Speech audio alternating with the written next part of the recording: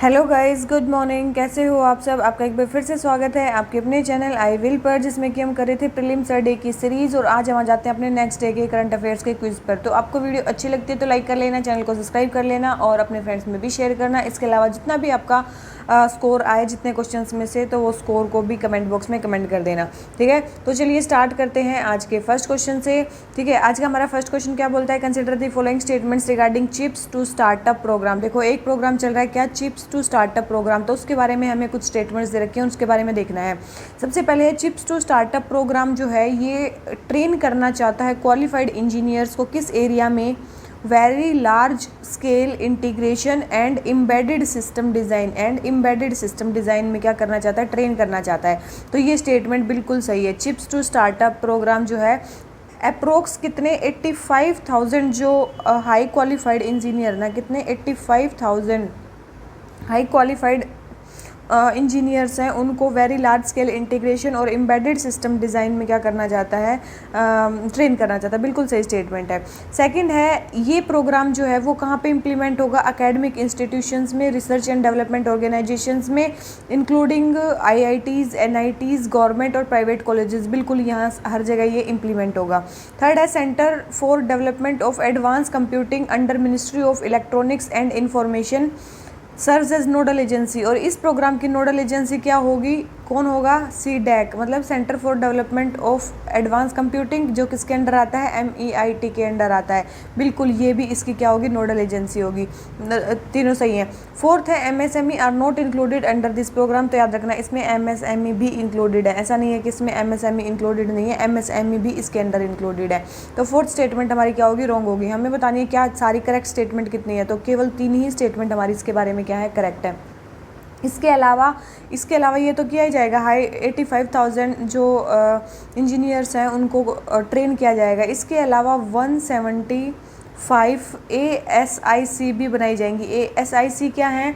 ASIC है application specific integrated circuit. ठीक है, एप्लीकेशन स्पेसिफिक इंटीग्रेटेड सर्किट्स बनाए जाएंगे 175। इसके अलावा वर्किंग प्रोटोटाइप जो है ना ऑफ 20 सिस्टम ऑन चिप। ठीक है, 20 सिस्टम ऑन चिप का क्या बनाया जाएगा? वर्किंग प्रोटोटाइप बनाया जाएगा। 175 ASICs को किया जाएगा 20 के जो है SOCs, मतलब सिस्टम ऑन चिप्स के वर्किंग प्रोटोटाइप तैयार किए जाएंगे। ठीक है, इसी प्रोग्राम के अंडर। ठीक है, तो ध्यान रखना ये है हमारा चिप्स टू स्टार्टअप प्रोग्राम। ठीक है, अभी ये देखो कि भाई अभी हमने 3 टर्म्स पढ़ी क्या? एक तो एप्लीकेशन स्पेसिफिक इंटीग्रेटेड सर्किट, मैंने बताया कि कितने बनाए जाएंगे? एप्लीकेशन स्पेसिफिक इंटीग्रेटेड सर्किट 175 बनाए जाएंगे। तो ये होते क्या हैं? ये जो होते हैं ये एक टाइप के इंटीग्रेटेड सर्किट होते हैं जो किसी स्पेसिफिक काम के लिए होते हैं। ठीक है, वो जो कस्टमाइज़ किए जाते हैं किसी स्पेसिफिक एप्लीकेशन के लिए रादर देन जर्नल यूज़ के लिए। ठीक है, याद रखना, जैसे कि मान लो डिजिटल वॉइस रिकॉर्डर के लिए हमने कर दिया, या फिर हाई फ्रीक्वेंसी ट्रेडिंग सिस्टम के लिए कर दिया, तो ये किसी स्पेसिफिक एप्लीकेशन के लिए कस्टमाइज किए जाते हैं। उनको बोलते हैं एप्लीकेशन स्पेसिफिक इंटीग्रेटेड सर्किट। ऐसे इंटीग्रेटेड सर्किट जो किसी स्पेसिफिक एप्लीकेशन के लिए बनाए जाएं। ठीक है, तो उसको बोलते हैं ये। सेकंड हमने पढ़ा कि system on chips 20 working prototype तैयार किए जाएंगे। कितने? 20 वर्किंग प्रोटोटाइप तैयार किए जाएंगे। किसके? सिस्टम ऑन चिप्स के। सिस्टम ऑन चिप्स क्या होता है? ये भी एक टाइप के इंटीग्रेटेड सर्किट ही होते हैं जिसमें एक छोटे से चिप में सारी चीज़ें मतलब वो होती हैं।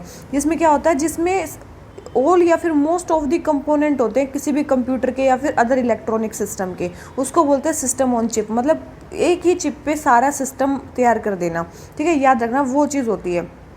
ठीक है, जैसे कि CPU, primary memory, input output port, secondary storage, other computer के कंपोनेंट, ये सारी चीज़ें।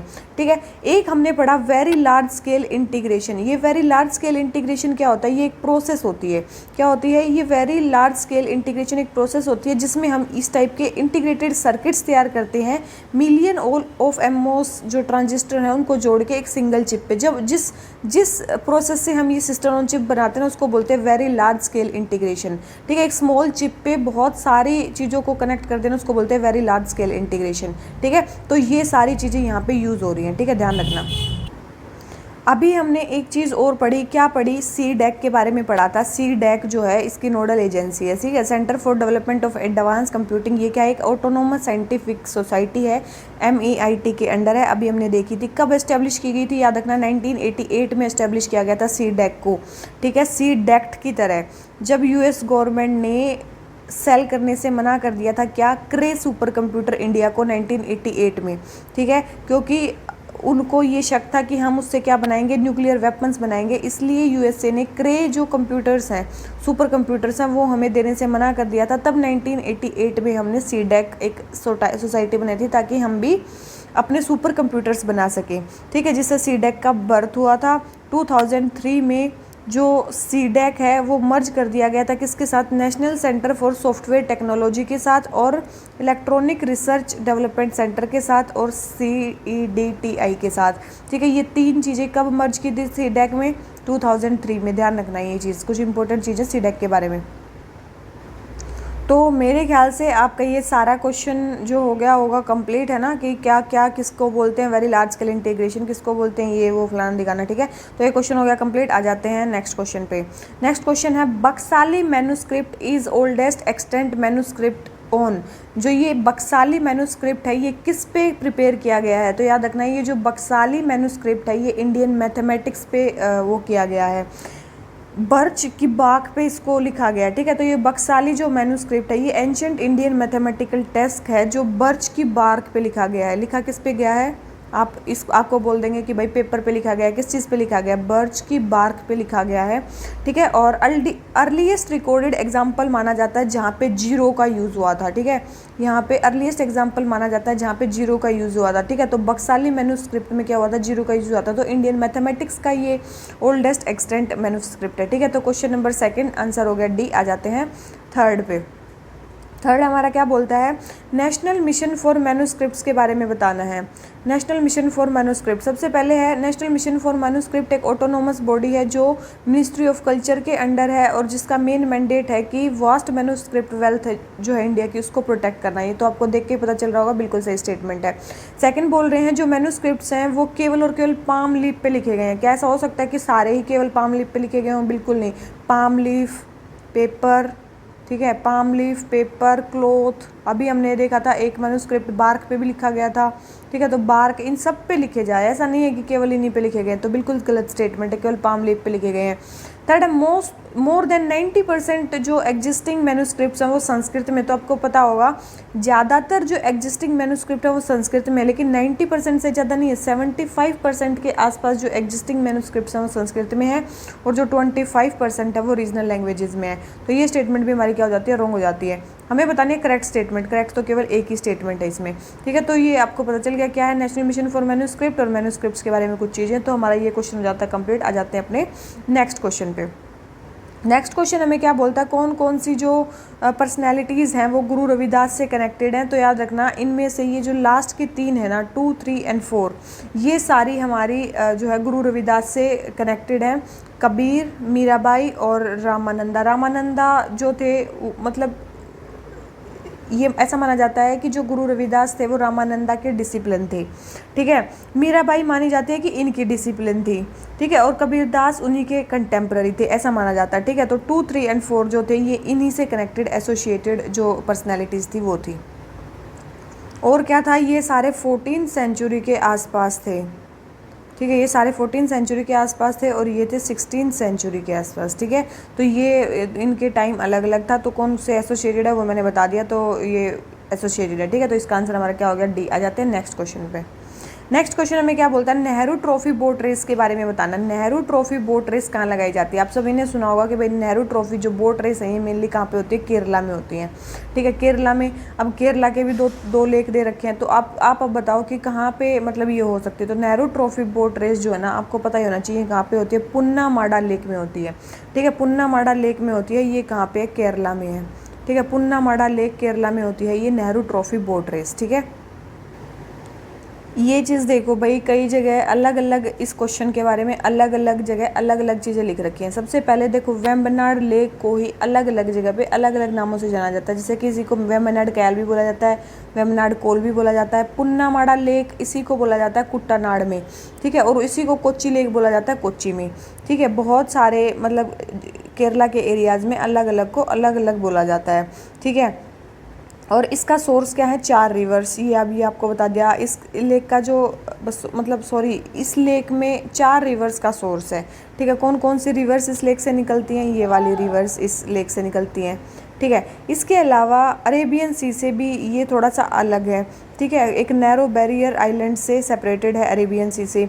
वल्लम कली जिसको बोलते हैं हम नेहरू ट्रॉफी बोट रेस, जो अभी हम पढ़ रहे हैं नेहरू ट्रॉफी बोट रेस, इसी को स्नेक बोट रेस के नाम से भी जाना जाता है।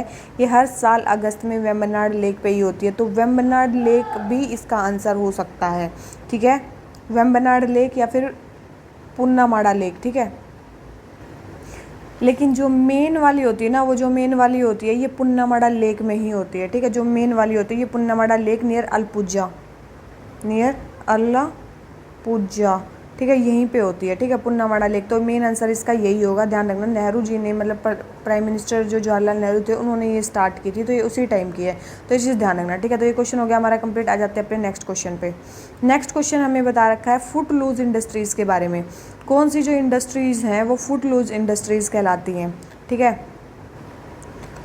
अब सबसे पहले है फुटलूज इंडस्ट्रीज़ होती क्या है। Footloose industry wide varieties of places पे हो सकती हैं, ये किसी स्पेसिफिक रॉ मटेरियल पे बेस नहीं होती हैं, ठीक है। और ये मेनली इनके जो मतलब जो भी इनको कंपोनेंट चाहिए ना वो कहीं से भी मिल सकते हैं।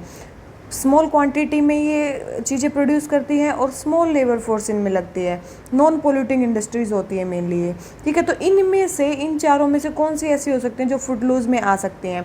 तो आप सभी को पता है, इसमें से आप बोल सकते हो कि भाई डायमंड या फिर कंप्यूटर चिप्स मैन्युफैक्चरिंग का ऐसा बोल सकते हो कि ये क्या है, फुटलूज इंडस्ट्री में आ सकती हैं।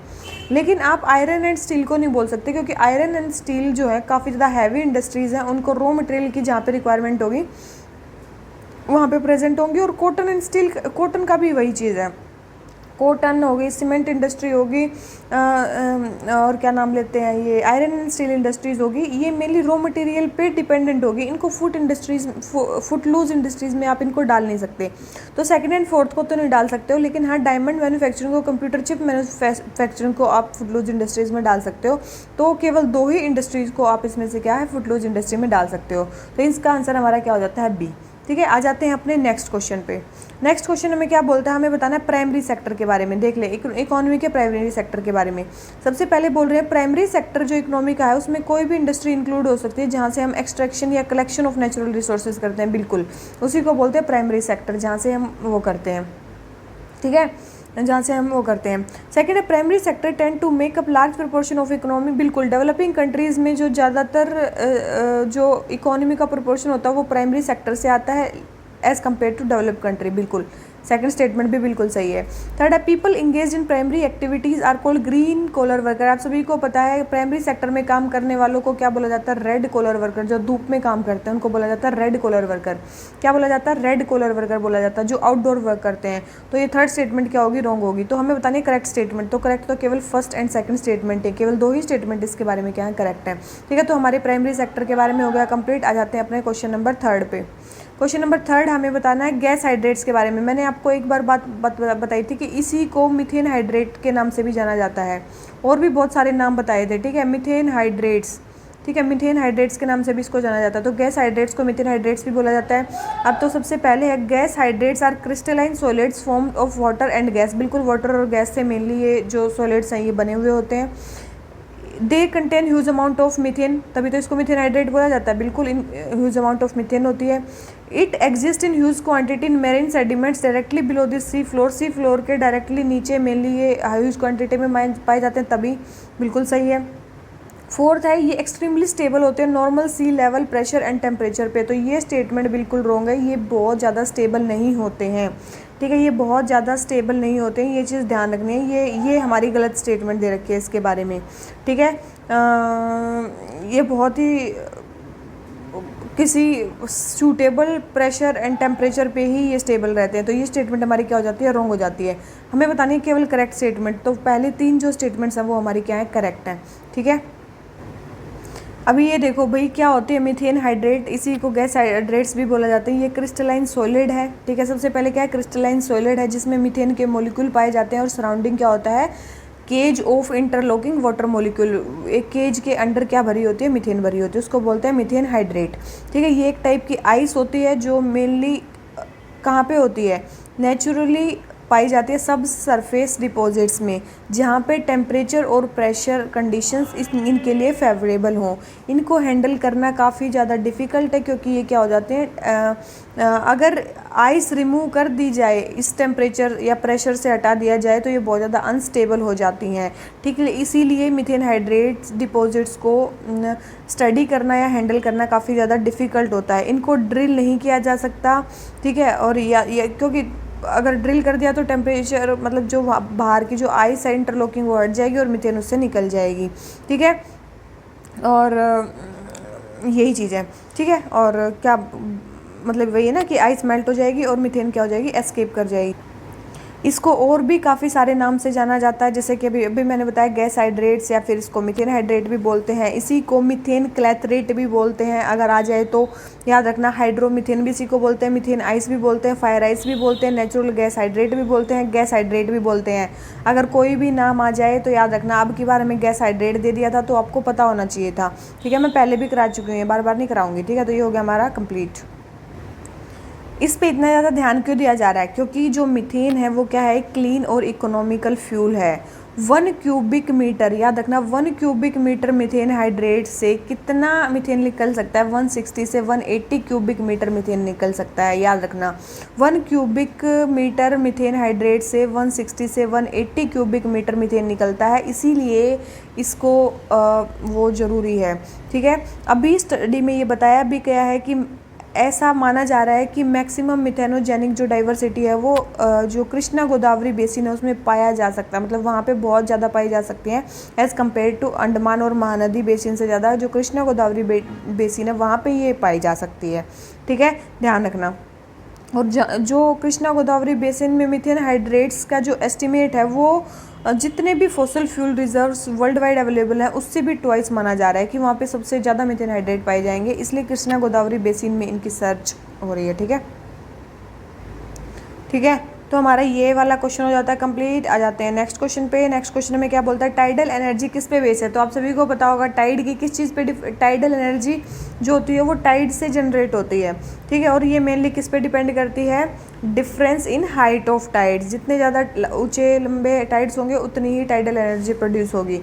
कैसे इससे एनर्जी निकाली जाती है, इन पे डैम बना के। ठीक है, तो टरबाइन इंस्टॉल की जाती है डैम में ताकि इलेक्ट्रिसिटी को प्रोड्यूस किया जा सके। तो difference in height of tide से टाइडल एनर्जी बेस होती है। तो क्वेश्चन नंबर 4 आंसर हो गया बी। आ जाते हैं नेक्स्ट क्वेश्चन पे, टाइटेनियम के बारे में। सबसे पहले बोल रहे हैं कि टाइटेनियम एक पॉपुलर इंडस्ट्रियल मेटल है। ठीक है, तो कहाँ पे यूज़ किया जाता है, इसको स्टेनलेस स्टील में कार्बन कंटेंट को रिड्यूस करने में हेल्प किया जाता है, बिल्कुल किया जाता है। सेकंड बोल रहे हैं इसको फाइटर एयरक्राफ्ट्स में यूज़ किया जाता है ताकि क्योंकि इसकी डेंसिटी हाई होती है। देखो, डेंसिटी हाई के कारण इसको यूज़ नहीं किया जाता है, इसकी लो डेंसिटी के कारण इसको यूज़ किया जाता है, ये चीज़ ध्यान रखना। ठीक है, इसकी लो डेंसिटी के कारण इसको हाई है जो फाइटर एयरक्राफ्ट है उसमें यूज़ किया जाता है, ये चीज़ ध्यान रखनी है। ठीक है, ऐसे ही हम एल्यूमिनियम को भी यूज़ करते हैं एयरक्राफ्ट्स वगैरह में, इन चीज़ों में, क्योंकि उसकी भी डेंसिटी लो होती है। एल्यूमिनियम एंड टाइटेनियम को मेनली लो डेंसिटी के कारण, लाइट वेट के कारण इनको यूज़ किया जाता है। ठीक है, तो सेकंड स्टेटमेंट हमारी रॉन्ग होगी, फर्स्ट स्टेटमेंट करेक्ट है। हमें बतानी है करेक्ट स्टेटमेंट, तो करेक्ट तो केवल फर्स्ट ही स्टेटमेंट हमारी क्या है, करेक्ट है।